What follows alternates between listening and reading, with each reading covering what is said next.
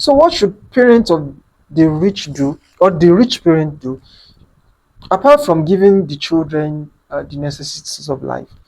They should sit the children down and then train them and teach them the values they've learned over the years that made them rich. Let's pick this example: Donald Trump.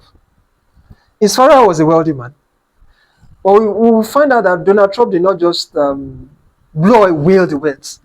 There were things he knows about real estate, and therefore he's perpetrating what? He's perpetrating the wealth. But most rich parents, what they tend to do is, oh, I don't want my children to lack anything. I don't want them to suffer. I don't want them to have any pain. Everything they want, I want, because they know the pain they strive to go to school, they strived to establish their business, and also they don't want any kind of itch. Yoruba always said, no pain, nothing. Everything's smooth for them. But even as you want these things to be smooth for them, if you don't teach them if you don't train them in the values of what you've learned from the pain, the children will become what you want them to be. Instead of being strong, they will be weak. Because what made you strong is the experience from your challenges. It's as you weather the storm, you become strong in it. So rich parents should find time, not find time, but create time. Yeah, not find time, because you create time for what is valuable to you. Rich parents, together with their busy schedules, should create time to teach those children the values of what made them who they are, so that even when they are gone, even before they go, before they die, they can see the children establish and perpetrate the wealth. Now, I need to bring or to raise a side to this issue, and I believe most rich parents want their children to continue with their business. While that is not wrong, people should not make the mistake that at times the personality of the children is different from the parents, and then the future of the children is different from the parents. The parents should not, I would advise that the parents should not force their children to become them or to take over their businesses, so to say, depending on the family structure and depending on the child also. There are children who are desirous, but beyond what I mean majorly by the inheritance are the values. Yeah. If you teach your children the values of what made you great, probably what you are doing, maybe someone who is into big agro-allied business and everything. So, this is what made me rich. So most parents, I want my children to take over my business from me. That's not wrong. But there are times in which you find out that your child does not have the same passion such as you have, and does not have the same tendency towards it. Don't try and force your child. Rather, train your child and give those values to your child. Probably what your child like is to become an engineer. When you inculcate those values in your child, that child can go on to have his own automobile company, or can move on to have his own fleet of may become an aeronautic engineer and have his own jets and the rest. Parents should not make the mistake of forcing their children to fulfill their dreams. This has crushed many children and has also many destinies, and have even destroyed many homes. But when the parent discover this is the passion of the child, train the child in line with the passion, but give them the values of the greats. When you teach and train them in those values, they'll be able to perpetrate that which you've given unto them in their various fields. That brought me to this. The approach may change, but the principles remain the same. Exactly. Principle never change. Once you know the principle that make things work, you can bring it into any place and it will work. Like look at Mama Ibuku Awushika, for example. Yeah. Our business majorly is furniture. Yeah. For good 30 years. Okay, when she left the banking sector, no, she went strictly to furniture. She has been into that. She was into furniture. That's where she started from. Wow. Yes, she had a dream when she was. I hope I get the storyline exactly, but please pardon me. According to her, she how will I call it? she got admission to OAU to study. Is it chemistry or industrial chemistry? I finished from OAU, so great Ife. And at a point, she said she wanted to study law. She sought to cross, but that was not possible as our department was not willing to release her and the rest. And along the line, she said she was making headway with, yes, she was passing, but she didn't find interest. Was in industrial chemistry in her course. And later on, she said, okay, probably I will become a banker. So she said, I think when she now went to serve, she had opportunity in serving an accounting firm also. And she did well because she's passionate and all. I said, oh, maybe this dream come true. But so after a while, she found that she's not a person who is used to routine, take file and rest. She's a person who is full of burning passion and rest. So she said after she finished, they asked her, come and stay with us. We want to retain you. She said, no, please. And instead, she went and learned furniture, carpentry and the rest, and she touched it up. And she said for about 20 or 30 years, if I'm not wrong, she was into furniture making upholsteries for big companies and the rest. And when people saw her integrity, and she kept thriving and making waves, and I think there was a time in which they banned importation of woods and the rest, and she didn't act. I was talking about integrity the other time. She didn't do like other Nigerians who are doing cutting corners and all. She with intelligence, she sourced for the materials in one and the rest. And if I think it's Cadbury, there was a time in which they now needed new set of directors, and they were looking for someone with integrity, people with integrity. That's when they mentioned her name, and she became one of the board of directors of Cadbury and all. And when people saw our innovations, Mama is enterprising and all. First Bank also asked her to come as a director in one of I think the group holding, and they now wanted to establish. Sorry, please forgive me if I didn't get the story exactly. One of the subsidiaries, maybe an insurance aspect of First Bank, and they pushed her to edit, and she did it. She did it well. And then when she was done with that, the space opened to become for the chairman of First Bank, and that's how she got there. Wow. Yeah. So she didn't start off with banking and Being rest, an accountant, being a chartered accountant, and all that. So our integrity and core values paved way paved way for her. her. Wow. We are still on inheritance.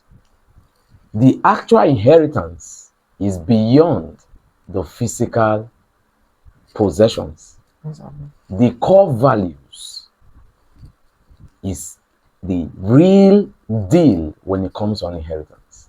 As a father, as a mother, all you should source for your children is the core values that made you who you are. Yeah.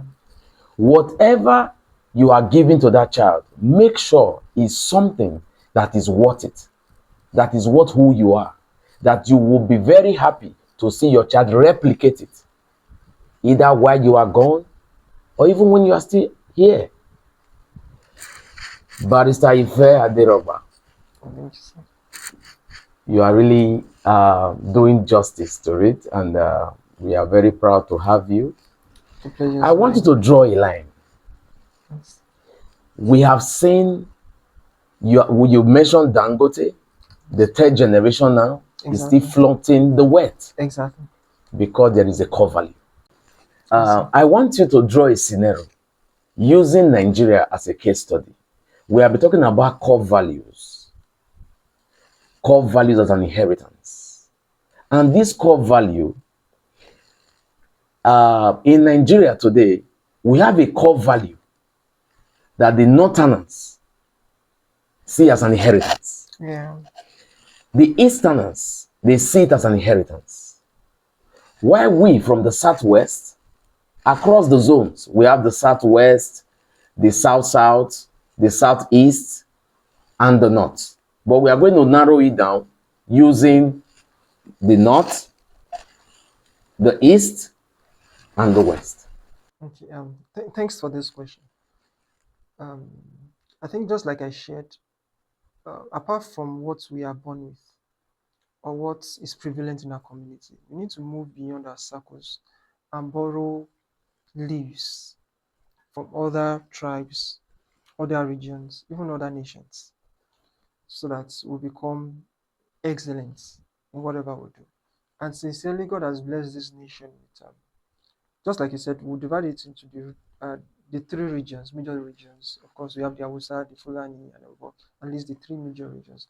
And God has blessed the three major regions with values and that are being passed from generation to generation. And once we see these people, we see the identity, and we see how those things have helped them to thrive in life. Let's pick the southeast, for example. We find out that one of the core values these people have is this enterprising spirit. They are business oriented. Whatever they do is business, and wherever they go, they will thrive and make wealth. This is a value that is being passed from generation to. When you see an Igbo man, you know this is money. You know, that's the truth, because they have the understanding of how to make wealth and how to bring wealth anywhere. And another thing I also like about the Igbos is what I call it the South is the way in which they pass on their language. You hardly find someone from that region who doesn't speak the language is his mother tongue. Is you hardly find so, and it's something. And in one's language lies one culture. A culture that is losing its language will lose the culture. So it's a value in which they pass around. Let's take the North for example. One of the values among the North which I see is, if I will use it, this communal nature, this love, this bound. If you see an Hausa man selling how will I call it, onions, and you just by mistake you speak Hausa to him, it takes you so close. Oh, this is my brother. It can give you much more than what he sells to other people. And when you find them anywhere they are, they create bonds. You find the Sabos, like Sabo, at least major towns. You find Sabo, you find that unity, that love, that bond, that cordiality is a value in which the people from the north are. And when you come to the southwest, you find respect, honor. They don't take it for granted. They make sure as much as possible they respect people and all. So, and we thank God for. I think that's one of the privilege we have as a nation. There is and this diversity ought to bring unity. It ought to be unity in diversity, and we need to begin to borrow vessels, borrow values from each tribe, and I believe it's one of the things in which this NYC has achieved for us. You find an Igbo man come to the south or to Lagos, establish, have his own business, thrive. You find a Yoruba man go to the north, maybe Kaduna, Kano, have his own business, and they are thriving. And we find there's an interchange on a transference of values. When you see there are many Yoruba people who can cook ogbono now. Sure. Yeah, and Edik icon. It's not because they learned it all day, it's part of our culture, no. But Igbos can cook, and especially from those sides, their stews, their soups are tasty. When you garnish it with the various your body say, let me make it. You almost bite your tongue because they are blessed with that, and we are borrowing that. So these are values which we need to borrow from our neighbors. You might be in a place of work.